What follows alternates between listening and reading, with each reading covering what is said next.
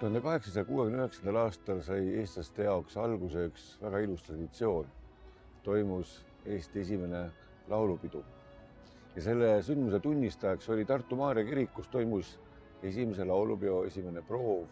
2019. aastal me tähistame 150. juubelit esimesest laulupeost ja ma arvan, et see oleks õige aeg teha korda Tartu Maarja kirik. Nii et taastame koos 2019. aastaks Tartu Maarja kiriku ja sellega tähistame 150 aastat meie esimesest laulupeost. Kõik koos, ma arvan, saame sellega ilusti hakkama.